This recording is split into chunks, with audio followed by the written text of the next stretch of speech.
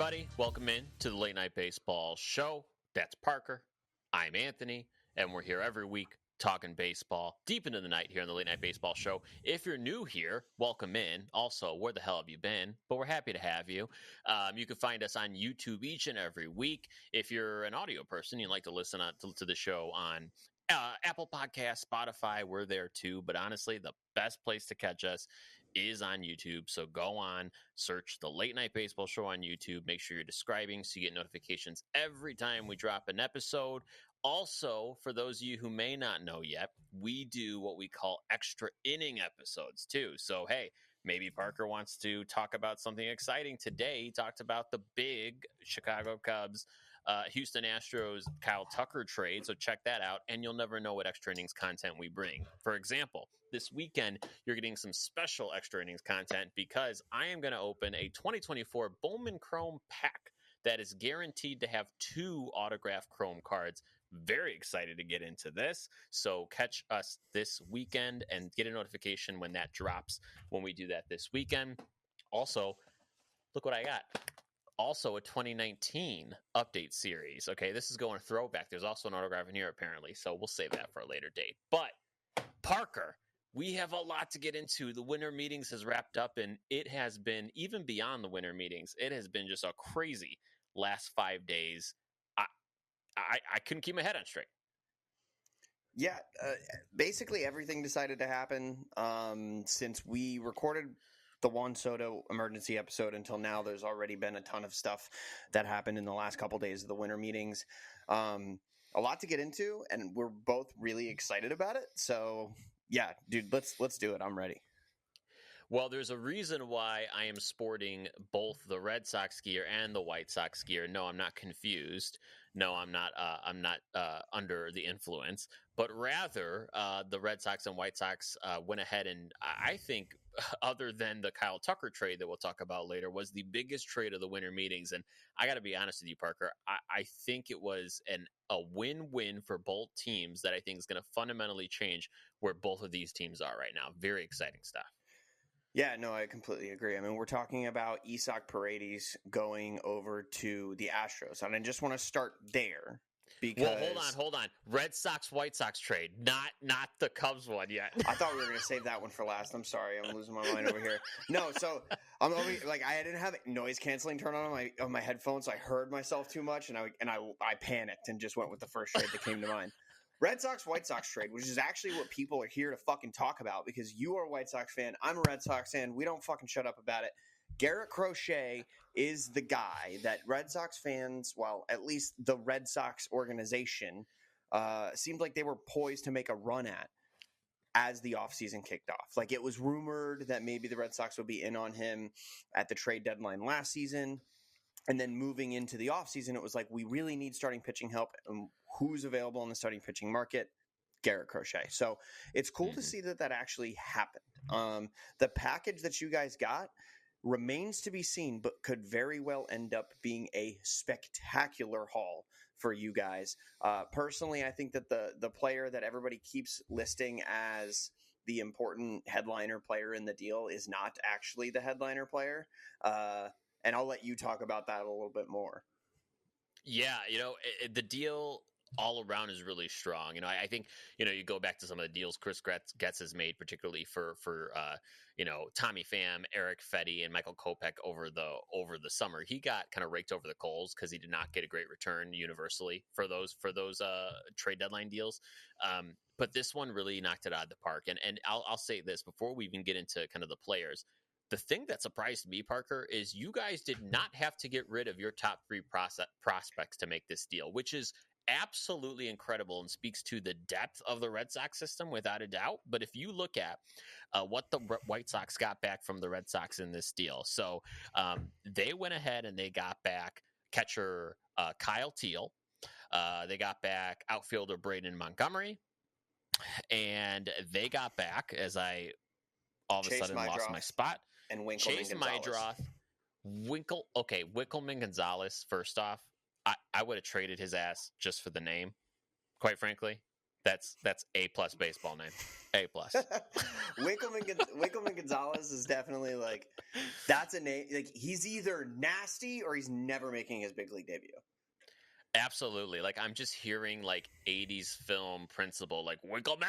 Like, that's what I'm hearing when I hear Winkleman. Yeah, 100%. Dude is definitely like he's definitely like an extra in Ferris Bueller's Day Off. Yeah. So Kyle Teal is now the White Sox top prospect, left-handed catcher, has a lot of pop, versatile in the field, can play right field, can play some first base. Braden Montgomery slots at number 5 on the White Sox system.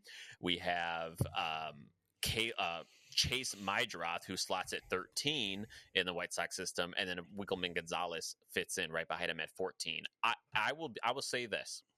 I think Teal, when we acquired him, was the higher prospect on the Red Sox list that we acquired. I'm going to be very honest with you. I'm excited about Kyle Teal. I think he's going to be great. And in a world where catching is so hard to find, and good catching at that, the White Sox did an amazing thing. Is now they have 2 of the top catching prospects in baseball in Edgar Quero and Kyle Teal. Too much of a great thing is awesome, and they have it. What I will say, though, is I am more excited, and I think this is what you were getting at, for our main man, Braden Montgomery. I think he's electric. He's a true 5-tool player. He's just getting back from an ankle injury. He's looking really good. This is a guy where you could see him steal 25, 30 bases, hit 25-plus home runs, and get 90 to 100 RBIs. This is the headliner for me. Yeah. Wildly enough, I think that the most accurate comparison I can make for Braden Montgomery is Luis Robert, whatever we're saying these days. Power, speed, good defense, can literally do everything on the field. Not only this, but he brings an extra aspect to that profile because he is a switch hitter. He's been switch hitting since he was 10 years old. I actually had the benefit of catching him doing a live in-studio interview on MLB Network the day after the Garrett Crochet trade. And they asked him, they're like, what is your preferred side? He's like, I don't know. Genuinely, I don't know, because I've been switch hitting for my entire life. His dad got him switch hitting very early.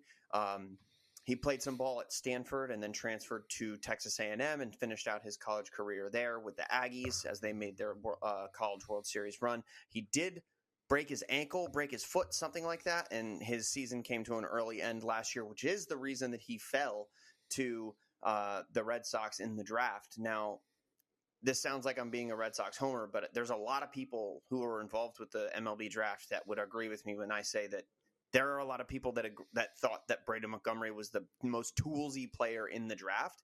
It's just the fact that he broke his foot. He was a college player, so things like he's a little older. Sometimes a lot of times you'll see the number 1 overall pick go to like an 18-year-old shortstop from some random high school in California, rather than drafting an older college player that you already are kind of familiar with where their ceiling is. Yeah, I mean, I'm with you. Anywhere I've ever read about this guy, it's like, hey, this guy going into the draft, take away the injury concern, was top 4 on people's list. I mean, that tells you exactly what you need to know. What I will say is, the White Sox are in this stage where they are absolutely in a rebuild, but when they pick up a guy like Kyle Teal, who's in AAA, who's a hop, skip, and a jump away from the majors, Braden Montgomery, who, if he has a healthy season this year, whether it's in AA or AAA, I could see him in the lineup in 2026, depending on how it goes, because of where the White Sox are at. And I'm not sleeping on a guy. I'm not sleeping on Mydroth at all. Mydroth is one of those guys. You know who he reminds me of? This is going to crack you up. He reminds me of a slightly worse Dustin Pedroia. He's a short guy. He can make his bat to ball is fantastic. He's an all right defender. He's not going to blow you away, but he's a guy that can play shortstop or second base for you for the next 10 years, honestly. And I'm excited because he can be in the majors in 2025. Yes, he could very well. He was a double-A guy? I think he was in double-A because Christian Campbell's been playing second base in AAA, and they want to get him every day at bats. Both players get every day at bats.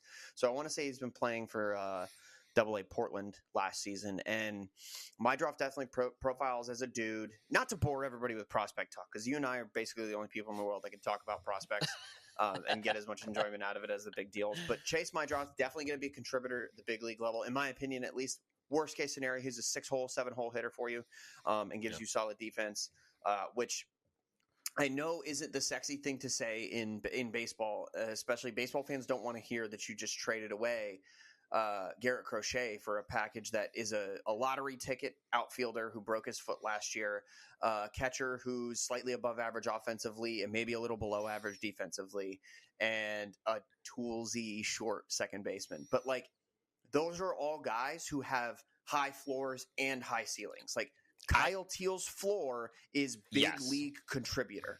Kyle Teal's floor is a 1.5 WAR per year catcher. And like, those are not on every single MLB team. No, I'm so glad you brought up that they have higher floors, because that's literally the next thing I was going to say. Because in this league right now, in order to be a sustainable winner, it's not about the ceiling as much as it's how low and how high is your floor, right? Like right now, the White Sox floor that led to an 121 loss season is their floor is the depths of hell, right? Like we can't have that as the floor. You look at the Dodgers, you have a Mookie Betts go down, a Shohei Ohtani can only hit and not pitch.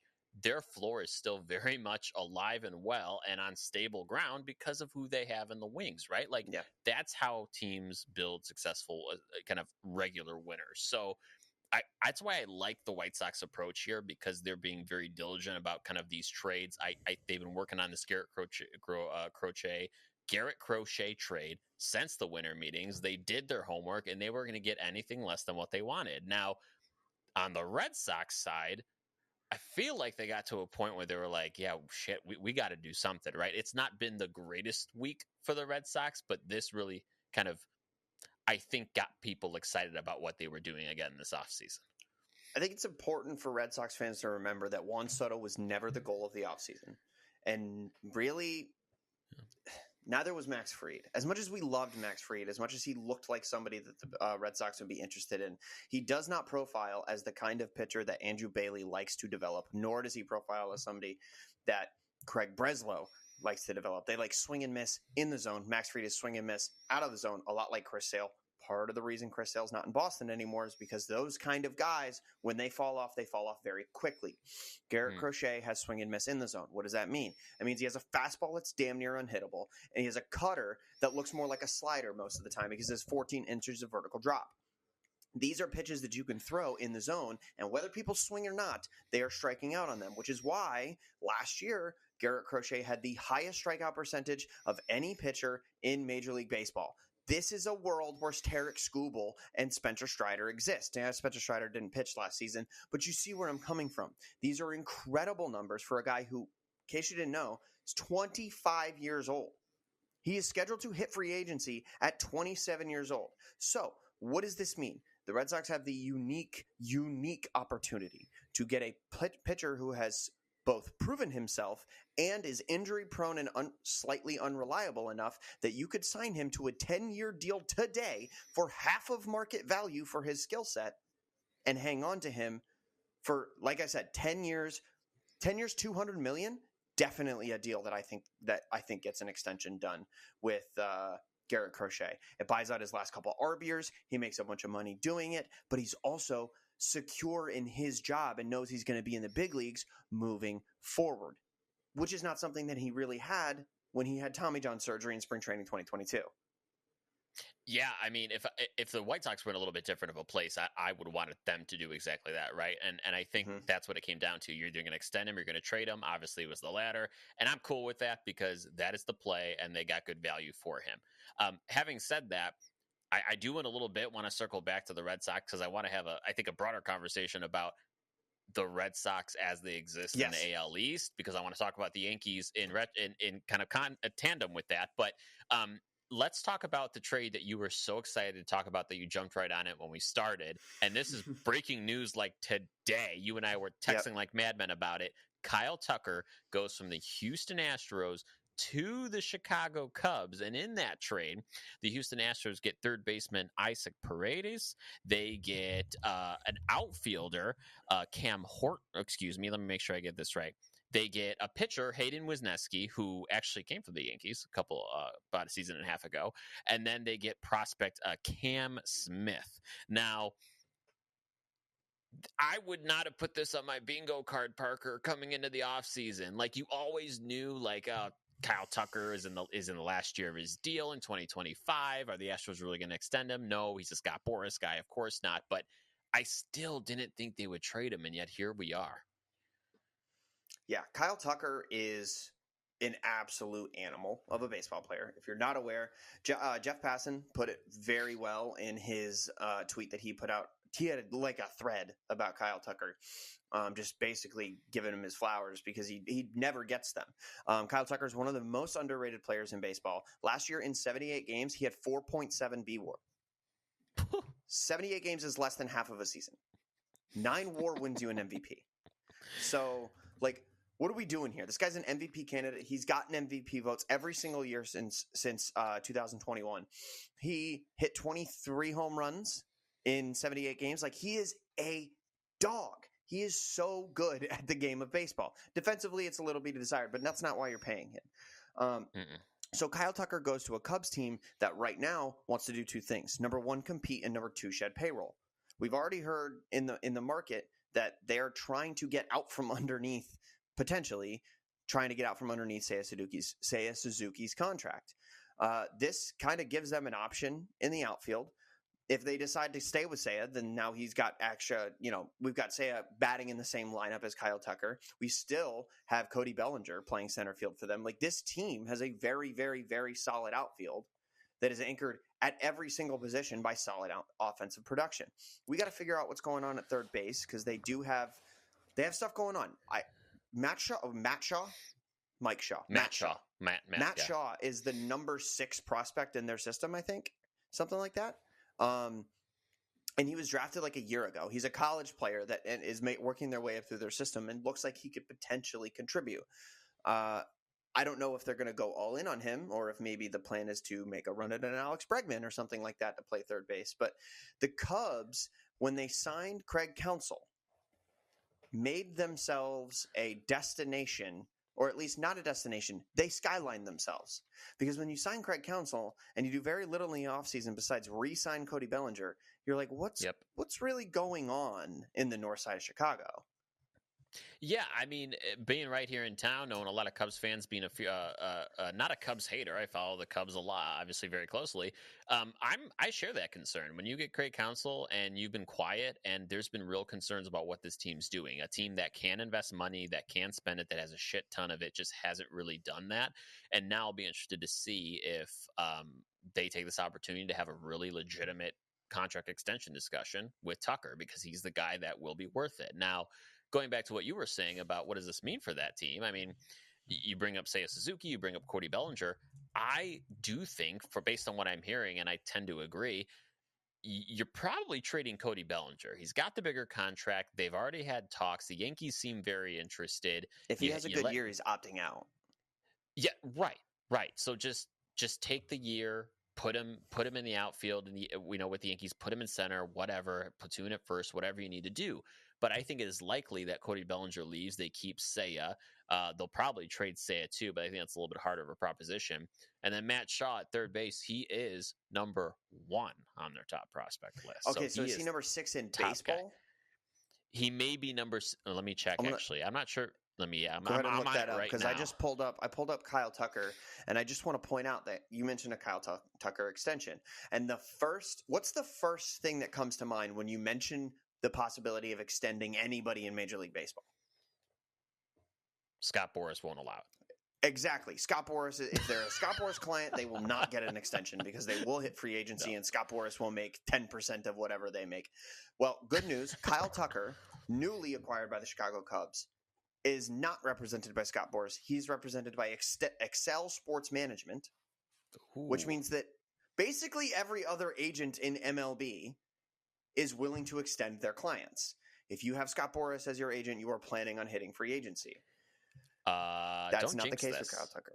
Don't jinx this. There's still time for him to Kyle pick up Tucker, Scott. Listen, if the Cubs pony up $400 million, then you could definitely lock up Kyle Tucker long term. If they don't, we might be sitting in a scenario where we might be in a scenario Kyle Tucker hits free agency, because I think that the number that Kyle Tucker is going to sign starts with a 4. Correct. I don't see it going above into a 5. I think it will be in the 400 million range. Yeah, he doesn't. He's actually not that great at defense. Like we talked about how Juan Soto's not that great at defense. Kyle Tucker's he's not a liability yet. But sure. How old is he now? He's 27 years old. He'll be 28 by the time that the season starts. This is his 28th season. By the time he's 31, he absolutely will be a liability on defense. Matt Shaw, 22 in MLB top 100 based on MLB Pipeline is where I usually find my stuff. So, but yeah, I mean that trade's huge, and quite frankly, this whole winter meetings has been just domino after domino that's been falling, and it has made. If we can agree on one thing, it seems that the Yankees and the Red Sox are in on everyone and their mother, and it's required these two teams to pivot. And I sent this to you maybe last night. I said, I cannot wait to watch Boston Red Sox and New York Yankee games this coming season, because these teams are going to look drastically different. And, the Yankees, for example, are in a position where today, and again, we're way beyond the winter meetings by a couple of days, and this shit's still happening. Today, they picked up Devin Williams from the Brewers. I mean, what a get. That is such a great move for them. That take a tandem of Luke Weaver and Devin Williams 7 through 9 every day. Oh, sign me up for that. So Devin Williams going to the Yankees was supremely disappointing for me. However, congratulations to the Yankees fans. You guys have an absolute animal. Now, we talked about, personally, you and I talked about how the haul for Devin Williams was not necessarily what we thought it was going to be. And why do I think that is? Personally, I think, well, first of all, let's talk about the haul. The haul was left-handed pitcher Nestor Cortez. I think everybody's intimately familiar with him. The last pitch he threw for the New York Yankees ended up in the seats. Freddie Freeman hit a home run, all that stuff. I think that there's a bad relationship there. I have no basis for that claim whatsoever, except for the fact that if I was Nestor Cortez and I had not pitched in over a month, and then the first time they put me in, it's against Freddie Freeman, and Freddie Freeman puts it in the seats, I'm going to be pretty upset. I'm going to feel like I got set up for failure. Or Nestor could just make the freaking pitch, but whatever. Yeah, 100%. He knowing these guys and how competitive they are, he 100% in the back of his head is like, I definitely shouldn't have thrown a dick high fastball to fucking Freddie Freeman. So the haul, what are we trading? What are we trading these players for? It's right. It's obviously Devin Williams going to the Yankees. It's the only player going to the Yankees, and the two players going to the Brewers are the lefty Nestor Cortez and second baseman Caleb Durbin. Personally, the Yankees don't have the deepest farm system, so I'm not intimately familiar with all of their prospects. I think we all know who Nestor Cortez is. It seems weird that the Yankees are trading away a middle infielder when that's kind of exactly what they need right now. Gleyber Torres hitting free agency. They don't really have anybody to replace him yet. They're definitely making a strong run at Bregman, and Bregman is trying to convince everybody in the world that he's a second baseman now. But it just seems weird that the return for a Devin Williams is so low. And my theory for that is the fact that his injury last year that made him miss a significant portion of the season, almost all of it, was stress fractures in his pitching arm. And those are the type of injuries that tend to repeat themselves. So I think this is kind of like a get something for nothing kind of move type from the Brewers. And for the Yankees, it's a shot at the moon, trying to, recapture some of the incredible effectiveness that Devin Williams has had over the course of his career. Can we just talk about something here? Like Nestor Cortez, man. I mean, you're going from the Big Apple to the big cheese. Like the big cheese. What do we call? Wait. Like you're going to sleep in New York and waking up in the great state of Wisconsin in the great city of Milwaukee. Sorry, Milwaukee folks, but I mean, let's just be honest with each other here. Ugh, rough. Yeah, so he goes from playing in his home games in Yankee Stadium to playing them in arguably one of the least liked home stadiums in Major League Baseball, like Miller Park. What is it? American Family Field. American Family Field. Yeah, American Family Field. from a aesthetics perspective, is probably one of the least liked ballparks. Their fans obviously love it as much as anybody loves their home ballpark. So I'm not trying to crap on the stadium, but to go from Yankee Stadium to playing at American Family Field, Miller Park, as it will always be known to me, is like, it's got to be weird. Could be worse. You'd be playing in like Daikin Field or wherever the hell that bullshit is. Oh my God! Can we talk about? Jeez. Have you seen the hit map for Isak Paredes last season overlaid on top of American home the juice box? It's fucking Minute Maid Right. 100%. That guy, there is a reason why he was absolutely the first person they brought up in that conversation with the Cubs. 100%.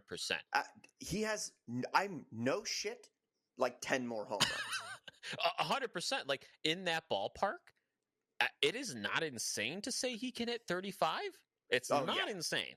I think if I'm him, I'm trying to hit 40. Like, genuinely, 81 games a year in that ballpark. I'm not joking. It was like an extra 15 doubles and outs that were past the fence in left field. That's crazy. He has the opportunity to get himself paid if he has 3 really good seasons in Houston. Oh, man, that's just crazy. I mean, so let's go back to this Tucker thing for a second, because you brought up a point earlier that I want to spend some time on. Is you said you were thrilled with this move because it meant the Yankees did not get Tucker and they were in on Tucker. Now they were. Here's the deal with the Yankees. Like, one of the biggest signings of the winter meetings was, of course, the Yankees did end up picking up Max Fried, and that deal for Max Fried ended up being, off the top of my head, it was 8 years, 218. 218. Yeah. 8 years, 218 for Max Fried. Of course, we know this is free agency. You overpay, everyone overpays, whatever. But especially during the winter meetings. If you're signing anybody during the winter meetings, you're signing up to 20% overpay. Yeah. Yeah. It's the Dallas tax. Is that where they're at? Dallas, San Antonio. Yeah. But here's the deal with the Yankees. This is kind of a bold statement here, and hear me out. I do think when you look at the Yankees, if they can make a few more moves, so let's see what they've done so far. And I don't mean to scare you, Parker. That's not what this is meant to be. But they picked up Max Fried. They picked up Devin Williams. They lost Juan Soto. Okay, whatever. Yeah. But they are in on Arenado. They're in on Cody Bellinger. They're looking at on Bregman. They're talking to Anthony Santander. There is a scenario in my mind where if they can pick up a Santander and a Bellinger, they can pick up another starting pitcher. They can pick up for first base Christian Walker that they've had extensive conversation with. I almost like that lineup better and that team better than when Juan Soto was on it last year. Honestly, I like the tools. I like the balance. I like a lineup that's not dependent on Judge and Soto. There are so many more weapons in that lineup. If they're all kind of above 100 OPS plus and they're all at the top quartile of their performance, that's a great team. Yeah, if you're actually willing to spend $51 million in AAV for Juan Soto, which is what the contract was, take that $51 million AAV, and if you spread it out, you have yourself a hell of a ball club. Now, you have to land all these free agents. They all have to want to go to New York. And I think Nolan Arenado did list them on the teams that he would be willing to be traded to. My thing is, like, where are the holes in this team? Well, there is one of two holes somewhere between third base and second base. I don't think they want Jazz Chisholm playing third base moving forward. I think that was kind of like a deadline acquisition kind of thing where you end up playing third base because that's where we have room. If you're going to insist, and I know I bring this up every episode, if you're going to insist that Aaron Judge is a center fielder, then you need to fill 2 corner outfield positions, and you need to fill second base and first base, minimally. Because you have Volpe at short, and you have Chisholm somewhere between third and second. You could obviously play that any number of ways because we all know Jazz Chisholm can play center field, which moves Judge over to right, and now you only have to sign one outfielder. Then you still need a third baseman and a second baseman. So all of these moves that you just listed fill every single one of those needs. Still allows Jazz Chisholm to be hitting leadoff for you no matter where he's playing. Allows him to play anywhere in the field to give people days off. He could take a DH day, and there will be people to fill in the gaps for him. But I think that the New York Yankees are finding that it is really hard to get a deal done when you basically don't have a farm system. They don't have that. All of their biggest prospects, guys like Spencer Jones, guys like Jason Dominguez, have had trouble staying healthy and have had trouble producing when they are at the big league level. Ben Rice came up. He has lightning in a bottle for like 2 days and then was terrible. So, like, where they're not dealing from a position of strength when you hit the trade market. So their only opportunity to be the New York Yankees this upcoming season is to do what the New York Yankees have traditionally always done. Go out and buy the best possible players you can. That means that you need to sign Alex Bregman, and you need to somehow figure out a way to convince the Cubs to give you Cody Bellinger for a sack of peanuts. You need to fill these holes because otherwise you are just the team that lost Juan Soto. And this AL East is looking tough with the way that the Red Sox have beefed up the rotation and the way that the Orioles are poised to just make another run where they just don't lose the series for like the entire season. Yeah, 100%. Your point's a good one, right? I think the AL East is going to get uber competitive, and I want to talk about another team on the AL East here in a moment. But for the Red Sox, while we're on it, I mean, what do you like? Hey, you guys got to do this next. You do A, B, and C. We're good as gold. What does that look like for you? One more pitcher. I have a wish list right now. Three things that I think that the Red Sox absolutely need, and if they do, they become a World Series contender. Number one more starting pitcher. Does not need to be a Corbin Burns. That'd be great, but it doesn't need to be a Corbin Burns. Don't care if he's righty or lefty either. We already have the big lefty. We're good. Personally, my wish list looks like Walker Buehler. I think Walker Buehler would be just fine. His numbers aren't great, which means he's going to be cheap. He's also going to be on probably a Scott. I believe he's a Scott Boras guy. If not, even if he's not, he's probably going to be on one of those prove it deals with 2 opt-outs. So with like a 3-year deal at like 18 to 15 or 16 million dollars a year with opt-outs after every season. Totally willing to sign one of those to get him in the rotation. And if he really wants to prove it, what better place to do it than in a highly competitive AL East? Prove you can win in big markets. We already know he can. He played in Los Angeles, but there's something different about playing in the AL East, I think. At least maybe that's just me as an AL East fan.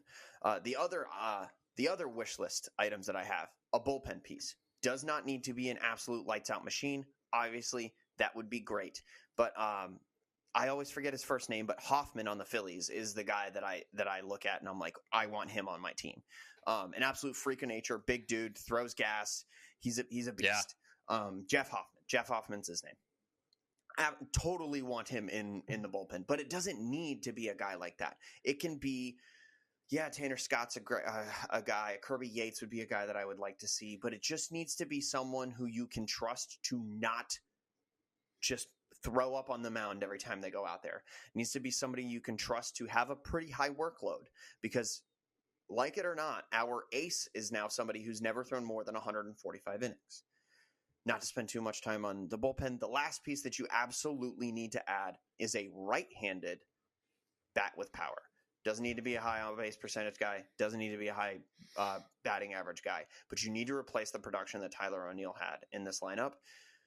And I honestly think you should probably trade away 1 or 2 of those lefty bats we have in the lineup to make it happen. This is what makes Nolan Arenado so appealing. This is what makes Alex Bregman so appealing. Alex Bregman actually has the highest OPS of any player to ever play at Fenway Park who had minimum 20 at-bats. So, that's obviously the major wish list. I just don't see him signing a $250 million deal for him.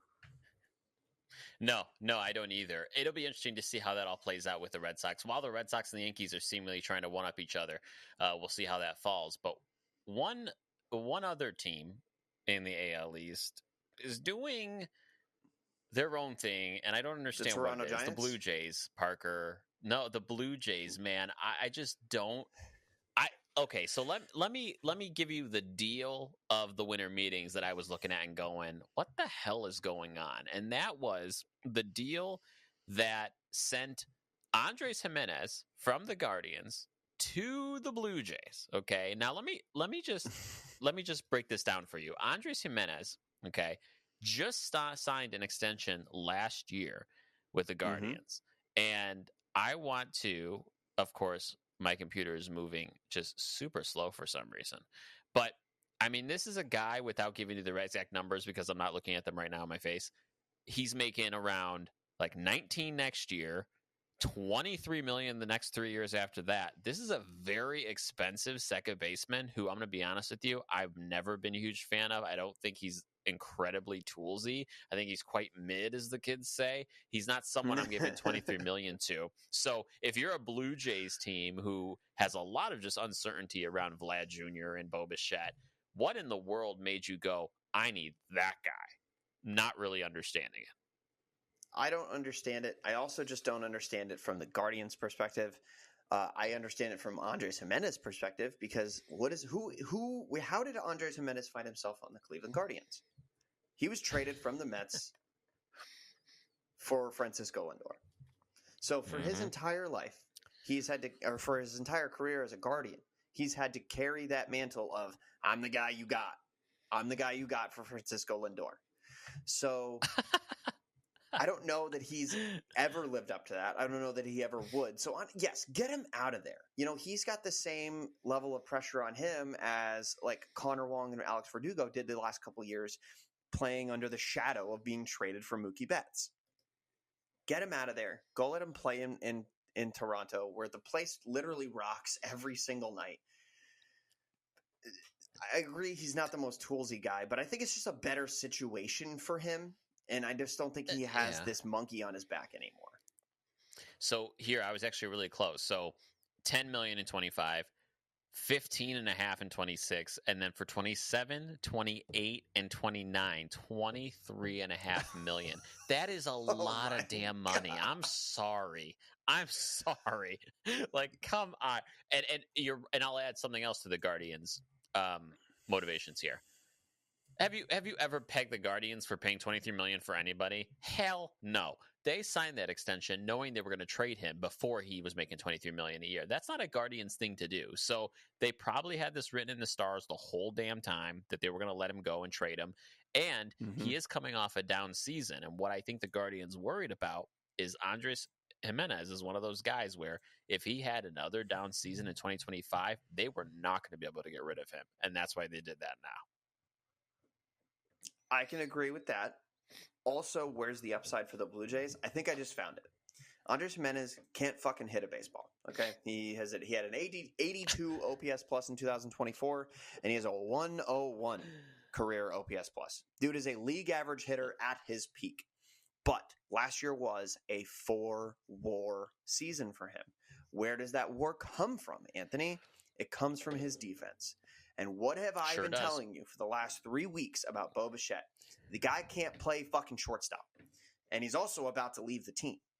Andres Jimenez, I think, is the heir apparent to Bo Bichette at shortstop. I think that when Bo Bichette inevitably gets injured this season or just leaves the team at the trade deadline, because that's probably what's going to happen, I think Andres Jimenez goes ahead and slides over to that shortstop position. And you just kind of take what his back can give you. He's going to hit 8th and 9th for you his entire time, and he's going to get paid $23 million to do it.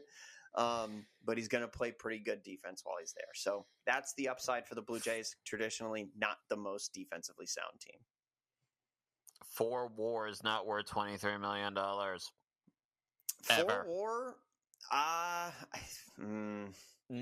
Depends on who you ask.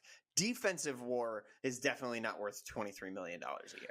That's what I'm talking about. If you're just providing it on the defensive side, no, sorry. No. Also, fun fact while we're talking Blue Jays, because I want to have a conversation about this because I literally just discovered this right now and I was reminded of it. How much do you think is the estimated arbitration for Vlad Guerrero going into 2025? He's last year of ARB. What do you think the estimate is on him? Wow, that's hard to think about. He had a good season last year. but it's kind of the only season that he's like lived up to it, right? He had one other season in there. $29 million. Wow, holy shit, that's exactly what it is. And I'm so good at these. That is rather impressive. I did not think you were going to get anywhere close to that. So sorry for my lack of faith in you. But here's my point too. You did. Like, come on. Like, yeah, I gotta start keeping score. But here's the deal: 29 million. Like you said, he hasn't had that many incredible seasons. How the hell is he getting 29 million? No. Well, I was looking, and I was doing a lot of research into Vladimir Guerrero, just super like scientific and in the weeds research, and I came to the conclusion that his last name is Guerrero. So, duh, like. That's worth $29 million. You got all your beakers and your macroscope out for that? Thanks. Appreciate it. Yeah, 100%. He's actually $29 million is that the inflation rate, if he were to go to Boston, would be $40 million. That would be how much he would be worth. His last name's Guerrero. He's Dominican.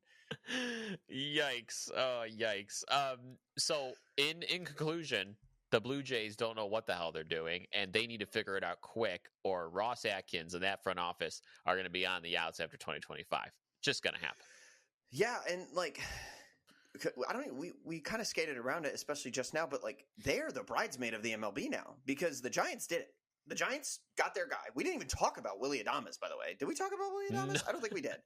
I don't think we did. Dude is making like 100. What is it? What's his contract for? 7 years, 280. No, it's not that much money. It's like 180. 180. That sounds right. About 175, 180. Yes. The Giants got a guy. They finally got somebody to sign in free agency, and honestly, for a pretty good deal. Buster Posey's out here making moves. That's all it took was firing your GM and hiring Buster Posey. But like the Giants did it. The Blue Jays haven't fucking done it yet. No, and they are very, very well. Actually, both these teams, the Giants and the Blue Jays, are, according to reports, the front runners right now for Corbin Burnes. If the Blue Jays lose out on Corbin Burnes, I mean, you could throw on the white flag. I'm sorry, guys. I don't mean to be a Debbie Downer on the Blue Jays, but like Jesus, like. But on the flip side, if the Giants get Corbin Burnes, whoo, Buster Posey, man. I mean, you wheeling and dealing over here. Yeah, Corbin Burnes. He's 30 years old. This is his age 30 season. He's going to sign for like $300 million, man. And he's going to sign a minimum till he's 38 years old. I just don't see the value. I don't see the value in that contract. I agree with you. I personally see it in the 260 to 275 range, I think, is where it's going to come down. And even that is a little high for me, like you said, given his age. He is. This is purely my old. Fucking, I'm 29. Right. But you're also not a Cy Young caliber pitcher, and neither am I. So this is why we do this show. But what I'm saying, but I agree with you though in that he is an excellent pitcher. Don't get me wrong. I believe there is a true next level ace tier, and then I put him in this like A2 tier. Is where he's at. I agree. I think he's like back when wins mattered. He's like that 16 win guy, right? Like he's a low 3s ERA, consistently low 3s ERA, but he's never going to sniff that like ace tier 30% strikeout rate and 20 wins, sub 2 ERA, or even like a low 2. He's never going to sniff it. He might carry it for a month at a time. He'll have a month at a time where he just doesn't give up a run or something. But he's not the ace that, like, I genuinely believe that Garrett Crochet will be a better pitcher next season than Corbin Burnes. For how many innings remains to be seen. I'm totally wearing Crochet colored goggles right now, but I think those two pitchers are in different tiers, or at least will be and give it 2 years. And the Corbin Burnes deal is going to look like a John Lackey deal. Yeah, that's very interesting. Wow. What a comparison. Damn, John Lackey, that brought back some 2016 Cubs memories right there. John Lackey brings back some 2013 Red Sox memories for me, man. True. They're the one who gave him that contract. That's very true. That's very true. Parker, I'm making up a segment on the spot here because I think we need to have this conversation. I think we need to have what would I call this? Hey, come on, do something segment, okay? And the reason why I want to have this conversation is because there are a number of teams that did jack shit during the winter meetings, and some of them I have some concerns, and I'm just kind of like, come on, man, do something. And I want to start off by talking about one of these teams, the Atlanta Braves. Okay? Yep. What is going on with the Braves? The Braves have really last season was a struggle for them. They went without Spencer Strider. They went without Ronald Acuna again for a large part of the season. That was a team that when you look at the last 4 years, they were the ones that were going to be the perennial pennant winners in the NL. They were the next Astros. Here's what they were, but here's the problem. That depth they thought they have is slowly dwindled, where the Dodgers have been able to, like we said earlier, keep the floor high. They have not done that. And I really am confused by them not being more aggressive like we know Alex Anthopoulos to be and really fortify this team more. It's such a weird feeling to know that with Ronald Acuna Jr. coming back and Spencer Strider coming back, like you mentioned, Austin Riley's on that team for another decade. Matt Olson's on that team for another 6 years, I think. Shit, they all are. I think they signed the fucking water boy to an extension. Like, everyone is on that team for the next 8 to 10 years. For a long time. Snitker's probably got a 15-year extension working right now. But they're also shopping Sean Murphy. Not aggressively, but they're listening. Sure. And this is the time of year that everybody should be listening on everybody. There's deals out there that you don't – like, GMs don't wake up and go, I'm going to accept 3 prospects for my catcher this offseason. Sometimes you get a couple phone calls and you realize what the market is for a guy like that, right? Yeah. Sean Murphy had a tough season last season, but he's also maybe the best offensive catcher in baseball when he's healthy. And for the Braves, Darno's still on that team, right? No, Darno went to the Angels. No, so Darno, what the fuck's the plan Angels. for the catcher position if you're going to shop around your catcher? Like, granted, absolutely nobody is counting on your offensive production from catcher. The last guy that were doing that just fucking signed Willy Adames, right? So you're not counting on offensive production from your catcher. You're just counting on a guy who can frame pitches for the most part. But it is weird to see them shopping a guy like Sean Murphy. Yeah, it is weird. And by the way, their backup catcher, all-time baseball name, Chadwick Trump. That's Chadwick my guy right Trump. there. I don't know who Chad. I mean, Chadwick, what a chap. But wow. You're right. Yeah, I know. But you are right in that there's still some tromping around, dude. What the tromping around, all right. But there's some real questions here. Like, you look at this lineup, and the first half of the lineup, I mean, can't beat it, right? Harris, Albies, Riley, Olson, Ozuna, done. You get to that bottom half, Acuna. And it looks like kind of like the Acuna's coming back. And Acuna, right? You get to the bottom of that, though, and you start looking at like the back end of a Yankees last year, like Orlando I was just going to say they look like the 2024 Yankees. They do. They have Arcia, Murphy, Eli White, which will actually Acuna will take his spot, but it's like it made me more concerned about them this offseason because what happens if they lose Acuna again, which would absolutely be a travesty. Like, that's not good for the sport. If they lose Acuna again, if they lose Spencer Strider for even half a season, can they survive that? And evidence shows that maybe not as well as we thought. Yeah, the team scares me for sure. There's absolutely nothing that I want to see less than Ronald Acuna miss a significant portion of the season. There's nothing I want to see less than a guy like, Spencer Strider miss a good portion of the season. Can we talk about like what happened to Bryce Elder? The Braves as a whole have just been absolutely plagued by the injury bug. I think Riley missed a significant portion of time. Like, this team has had a really hard time staying on the field. If they're all on the field, they are genuinely well, I can't say anymore that they're shoo-ins to win the division or at least super compete for the division, but they will compete. They will compete. They'll be above 500, and they're almost a lock for at least a wild card spot. But the problem is they can't stay on the field. And hopefully that isn't something that we have to deal with next season because, like you said, when they're all there, genuinely one of the most fun teams in baseball to watch. Yeah, they are. I mean, but it's even more important for them to fortify this team because you bring up the wild card. This wild card's only going to get harder, friends. I mean, you have the Cubs, you have the Mets, you have the Dodgers, the Padres. I mean, getting a wild card in the NL, guys, it's going to take 90-plus wins. It just is. Yeah, it's a division win. It feels like a division win. Hang a banner for that one if you win it. But Tampa Bay's not in the National League, but it'd be funny. That's funny. And also, like, not to keep shitting on the Braves, but they have to win right fucking now because Chris Sale's only going to be this good for another year or two, presumably. I mean, he didn't really reinvent himself. He's still kind of pitching like the old Chris Sale did. He's not going to have that velocity, and he's not going to have that snap on his slider forever. Not at all. So what about you? Are there any teams that immediately come to mind where you're like, come on, do something? What are you doing? Well, kind of, this is cheating because it's not really that. It's more of the opposite. It's a team like, oh shit, they went and did something. The Rangers are like prepped and ready to go. The Rangers have a dangerous thing going on down there. Guess who's going to be healthy this upcoming season? Jacob deGrom.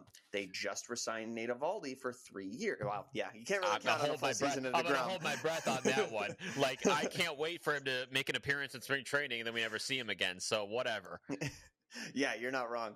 They did just re-sign Nathan Eovaldi to the biggest overpay of all time. They're paying him $25 million for the next 3 years for his age 35 through 38 seasons, which is crazy. Congratulations to him. I absolutely love him, but wow. His agent needs a raise.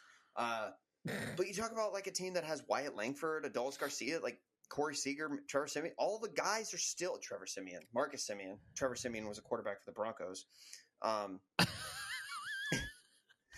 But this team is still the team that was there last season. They're still ready to go and start hitting, and they still have, presumably, the pitching behind them to back them up. As long as they get somewhat better, maybe sign one of those guys like a Bueller or Flaherty, somebody who can put up 30 starts for you. There's no reason this team doesn't make a solid run at the AL West because I don't know if you know this. The AL West sucks. That whole division sucks. This it's is like news them to me. and the Astros. I'm really excited for the new Sacramento team. I think they're going to kick some real ass. Yeah, you think so? They do have a ace. They just signed the most valuable contract in the history of their franchise to bring in. Wait, what was his name? Luis Severino. What was his WAR last year? What was his WAR last year? Hold on. Oh, Severino put up a 1.6 WAR in 31 starts last year. Come on. He's going to make basically what as is much. that? Think about this. The contract that I just gave Nathan Eovaldi shit for is more valuable than the contract that they just gave Luis Severino. 100%. So you talk about the AL West, all right? So I get what you're saying about the Rangers. I think the Rangers have some true limitations, though. Like, there's none of these moves, number one, that is absolutely blowing away or tipping the scales for me. I think when you look at the sum of the parts, they're a team that certainly has a lot of toolsy players, right? You still have your Semians, your Seagers. I really like Wyatt Langford. Always liked him. Oh, yeah. I like Jonah Heim a lot and Josh Young a lot. Yep. But at the end of the day, I am concerned about the rotation still because I think the whole rotation lacks consistency and still injury prone. And then I think one of the limitations they have is they're the only team that still doesn't have a broadcast deal. Like this is hurting them. This is really hurting them. I thought Kansas City was the last team. No, Rangers, they still don't. They still don't. So the thing with the Rangers, and who knows how this is going to turn out, but I still hold to the fact that there are a ton of good available starting pitchers that can give you a year or two while you have these young guys, while you have effective Adolis Garcia, while Corey Seager and Marcus Simeon are still good. Jack Flaherty's still out there. Kyle Gibson, Justin Verlander. Like, who knows? You could genuinely get one of these guys. Justin Verlander moving across the state is a lot easier for him than moving across the country. So maybe that is something that appeals to him. A Patrick Sandoval. I'm not going to say Charlie Morton's name, but he is somewhat available. And hey, we all expect Clayton Kershaw to eventually re-sign with the Dodgers, but his hometown team is still the Texas Rangers. And that was something that was whispered last season, and it would kind of just be cool to see, especially because he doesn't really play for the fucking Dodgers anymore whenever he is on the roster. Well, I'll tell you what. If they want their pitching, if this is the wild card in my mind. The wild card in my mind is to have that rotation have extra insurance. I would love to see in spring training Jack Leiter and Kumar Rocker put on a show and force the issue. That's what I want to see. That would be so cool. And then the outlook on that team changes drastically because now you have two young, controllable, strong starting pitchers, even if they're both threes in the rotation, right? Even if they're 3-4 starters, if you can get 30 starts out of them at maybe a mid to high 3 ERA, the face of that franchise literally turns on its head. It is a drastically different scenario there. Oh man, what's going on here, man? We got a lot of stuff going on this offseason. It was a good winter meetings. It was a good winter meetings. It was after the last two duds of winter meetings last 2 years, man. This one was just so electric. Something going on seemingly every hour. There was new information. Now, the AL West. I think next week we should spend some more time talking about the AL you teased West. This last episode. I'm interested to see where you go with this. I'm gonna tease. I'm gonna giving you more hints, folks. Okay, my hint this week is next week. I want to tell you about who I think will be the most interesting team in baseball, legitimately, for the next 5 years, and they reside in the AL West. So I'll leave you with that. Hint. It is not the Astros. I dislike them. They will not be interesting until the end of time. Them. I have mildly strong feelings about this. So Parker, here's the deal. What free agent, and we'll end with this, what free agent has not signed yet that you're most excited to find out where they're going? This is the easy answer, in my opinion. But I think Alex Bregman is going to be a domino that causes a lot more to fall. Because wherever he ends up, it's going to determine what position he plays, and it's going to determine a lot of other moves. So let me just paint this picture. If the Red Sox were to sign Alex Bregman, and they're in the sweepstakes apparently, is he going to play second base? If he is going to play second base, then that changes the face of the Red Sox because Christian Campbell plays second base, and we have wanted to see him for a while now. Is he going to play third base? If he's going to play third base, Rafael Devers has to move off third base. Is he going to DH or is he going to play first? If Devers moves to first, now we're talking about trading Tristan Casas. Everything changes on the Red Sox. We talked about the Yankees. They have so many positions to fill. Two of those positions are second base and third base, both of which Bregman is trying to convince everybody in the world that he's somehow a second baseman now, even though he's played 18 innings at the position over the course of his big league career. If he plays second or third for them, it changes the face of their offseason. Wherever he ends up, we are going to see the ripple from this all across baseball. Maybe he signs with the Cubs. Hasn't really been rumored to be in on Alex Bregman, but maybe he does fill that third base hole for the Cubs and gives one more year for Matt Shaw to not accrue a year of service time. And maybe that changes the face of that franchise. Like, if the Cubs sign Alex Bregman, we're talking division. We're talking a deep run in the playoffs, maybe even an outside shot at a World Series in a very, very tough National League. Ooh. Alex Bregman, I think, is the domino that needs to fall that changes the face of what goes on.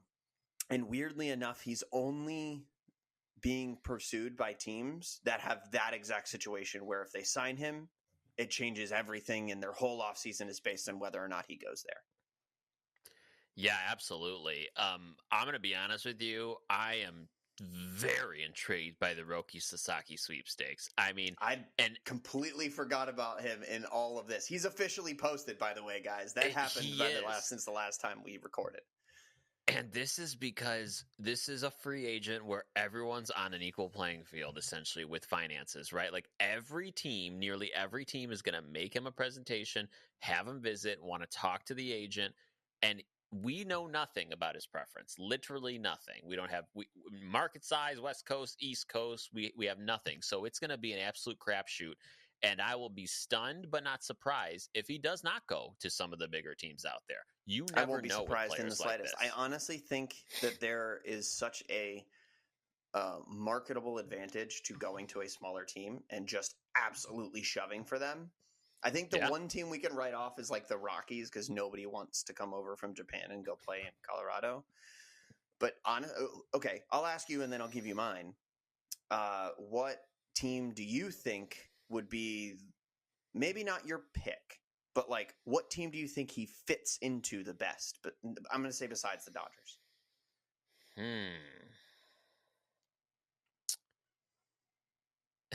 This is so hard because if I say this, it's going to come off as incredibly biased. It just is. I'm sorry. I think he would be perfect for the White Sox right now. Okay. Honestly, like truly. And here's a few reasons why. Their pitching infrastructure right now is pretty top notch. I mean, yeah. Brian Bannister is regarded as one of the best pitching minds in the sport today. Ethan Katz is regarded as one of the best pitching coaches, and he has direct evidence of influencing careers like Garrett Crochet and Lucas Giolito and Carlos Rodon. I mean, and he would be perfect for the timeline they're at right now. He'd be coming into a rotation with other young guys that are around his age, and they will develop and move up together. And if you want to be in a market where the only Japanese player that is a big market, but on a team that's like a small market feel, it's perfect. It's perfect. Am I completely over my head on this? Absolutely. But Jesus, just give me something, damn it. Yeah, so I agree. I can see where you're coming from. I personally don't think he's going to go to the White Sox. I think there's too many factors against that move. I understand exactly where you're coming from, and I can see where the benefit and the appeal would be. For me, I almost think, what if he became a Mariner? Okay, that was going to be my second choice. Now, seriously, that was going to be my second choice. I know we're getting late here. We're already past an hour, but I think we owe the Mariners a little bit of time before we sign off, because the Mariners have been very interesting over the last week or so, because they're in talks for a lot of different things, and that's part of what makes Roki Sasaki seem like a good landing spot would be Seattle. Mariners over the last week have been in talks with multiple teams, predominantly the Red Sox, trying to ship away Luis Castillo. I believe he's locked in to be paid $24 million over the next 3 years. His production has generally steadily declined over the last couple of years, so he is being pretty much overpaid right now, and it would probably take them swallowing some of his payroll. But they've been in talks with the Red Sox for people like Wilyer Abreu. There was a quick rumor about Tristan Casas being on the table, that he never really was on the table for that deal. Right. But the point being is they're trying to ship away Luis Castillo because he's expensive and he's underperforming. Well, who's cheap and who's overperforming, and also adds to the strength they already have, which is, if everybody's healthy and actually performing, an incredibly good starting rotation that is right up there with the best ones in baseball, in a park that absolutely hates giving up home runs. I think that the Mariners are kind of tailor-made. They're on the West Coast, so all of their home games will be during the day in Japan. I think this is maybe the best move for Roki Sasaki to go to. Yeah, I mean, my unbiased second pick, honestly, was going to be the Mariners for a lot of the same reasons. I also think, too, is they're in a unique position where they need to use their strength to shore up a weakness. And these trade rumors are not a coincidence. They really need to load off some pitchers to fortify that offense. It has absolutely plagued them for the last 3 years. This pitching has carried this team to no success. I mean, this lineup still is fairly weak. Julio Rodriguez last couple of years has seemingly fallen off the table. I'm hoping he has a great comeback year in 2025. But if they get that lineup together, very dangerous team. I'm talking like World Series contender if they can add a couple impact bats. They could find themselves in a really interesting position. And how do you add those impact bats? You trade away Luis Castillo. You maybe even trade away Bryce Miller, and then you sign Roki Sasaki, and all of a sudden you still have a three-headed monster of a starting rotation that gives you a chance to win 3 out of 5 games. And then you have a better lineup.